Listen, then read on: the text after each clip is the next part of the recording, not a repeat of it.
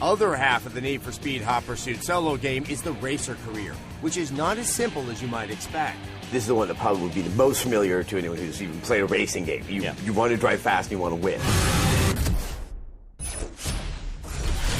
There is more to it than that. Yeah, there's straight races in the game that we have, which you versus when you play solo, you versus a different number of competitors, and then we have straight time trials, you versus the clock. That's probably the simplest form of racing. And then we have hot pursuits, which is you versus other racers with the cops in the mix.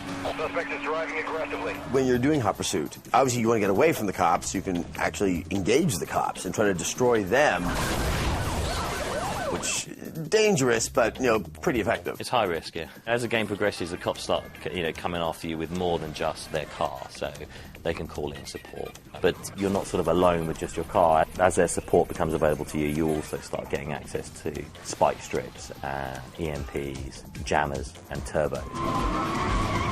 The racers have their own set of equipment that they can use to increase the competition that they're going to have in the cops, because obviously you want to get to the finish as fast as you possibly can. The cops are trying to stop you from doing that, so you outrun them, do you engage, do you use your weapons? It gets kind of tactical inside what is simply a race with cops involved.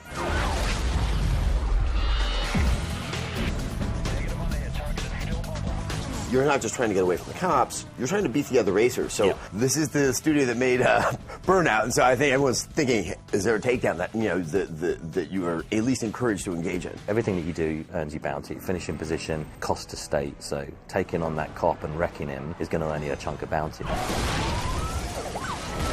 Bounty levels you up, unlocks new cars, and also helps develop your equipment's abilities. So as the cars get faster, as the cops get faster, as the events get longer and more intense, you've got the weaponry to go into battle with. And don't be afraid to get creative. It's get to the finishing line whatever way you can.